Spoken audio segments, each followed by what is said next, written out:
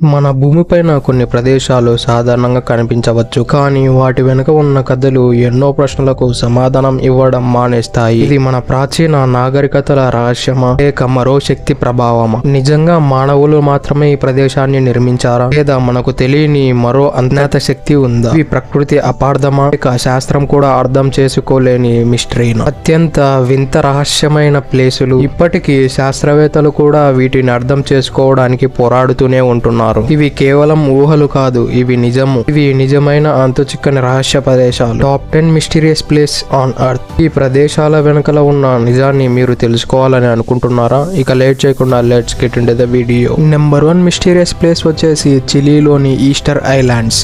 స్థానికంగా అయితే దీన్ని రాయి నుయ్యి అని పిలువబడుతుంది. ఇది దక్షిణ ఆఫ్రికాలోని మహాసముద్రంలో చిలీ దేశంకి చెందిన ఒక ప్రత్యేకమైన ద్వీపం. ఇది ప్రపంచంలోని అత్యంత మారుమూల నివాసితుల ద్వీపంలో ఒకటి. ఇక్కడ కనిపించే రాత్రి గ్రహం నుయ్యి ద్వీపాన్ని ప్రపంచవ్యాప్తంగా ప్రసిద్ధి చెందడానికి తోడ్పడింది. ఇక ఈ ఈస్టర్ ఐలాండ్ యొక్క చరిత్ర విషయానికి వస్తే, ఈ ద్వీపాన్ని క్రీస్తు శకం 300 నుంచి 1200 కాలంలో పాలనీస్ అనే వాళ్ళు వచ్చి ఈ ఐలాండ్ ని ఆక్యుపై చేశారు. వారు రాయానుయి అనే సంస్కృతిని అభివృద్ధి చేశారు. ఇది వారి యొక్క కళ మరియు వాళ్ళ సంస్కృతి. ఈ మూయి అనే విగ్రహాలను ఆ దేశ ప్రజలు ఎలా నమ్ముతారంటే, ఆ శిల్పాలు అనేవి వాళ్ళ పూర్వీకుల యొక్క విగ్రహాలు అని నమ్ముతూ ఉంటారు. 1722లో డచ్కు చెందిన మిరల్ జాకోబ్ రొకోబిల్ అనే ఒక మనిషి ఈ ద్వీపం అనేది కనుగొన్నాడు.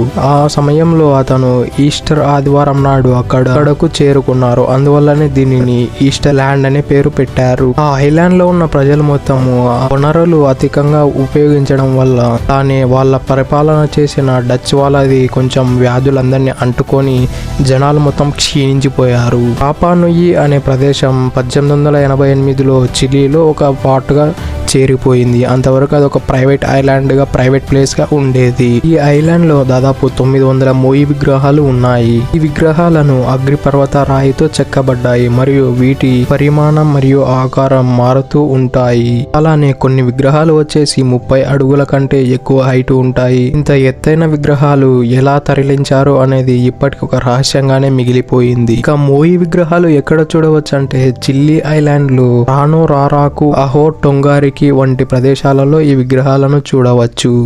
కానీ ఈ ఐలాండ్ లో ఇంకో టూరిజం స్పాట్ వచ్చేసి రానోకో సరస్సు. ఈ సరస్సు అగ్నిపర్వత బిలంలో లోపల ఉన్న ఈ సరస్సు ప్రకృతి అందాలను ప్రసిద్ధి గాంచుతుంది. ఇంకో టూరిజం స్పాట్ వచ్చేసి ఓరోంగో గ్రామం. ఇక్కడ రాతి చెక్కడాలు మరియు సాంప్రదాయ గృహాలు చూడవచ్చు. లాస్ట్ టూరిజం స్పాట్ వచ్చేసి అనకేనన బీచ్.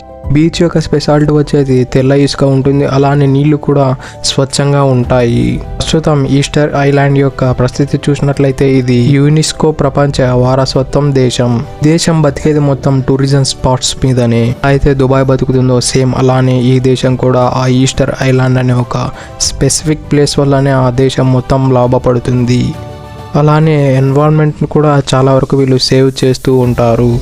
ఎందుకంటే వీళ్ళు ఎలా ఫీల్ అవుతారంటే, వీళ్ళ నెక్స్ట్ జనరేషన్కు ఎన్విరాన్మెంట్ మరియు ఆ యొక్క కల్చర్ యొక్క ఎథిక్స్ని నేర్పించినట్లయితే మనము 100 కోట్ల ఆస్తి ఇచ్చినట్లని వీళ్ళు ఫీల్ అవుతూ ఉంటారు. అలానే వాళ్ళ సంస్కృతిని కాపాడడానికి చాలా వరకు కష్టపడుతూ ఉంటారు. ఈస్టర్ ల్యాండ్స్ యొక్క అద్భుతమైన మరియు రహస్యమైన ప్రదేశం ఇదే. దాని యొక్క చరిత్ర మరియు దాని యొక్క అది ఎలా ప్రారంభమైంది, అది ఎలా పునర్జన్మ పోసుకుంది అనేది ఈ వీడియోలో మనం క్లియర్గా తెలుసుకుందాం. సంస్కృతి మరియు ప్రకృతి ఆనందాలని కలగలిపి ఆనందిస్తుంది. That's it for today. ఇలాంటి మరిన్నో వీడియోల కోసం మా ఛానల్ సబ్స్క్రైబ్ చేసుకోండి. Thank you for it. Have a nice day.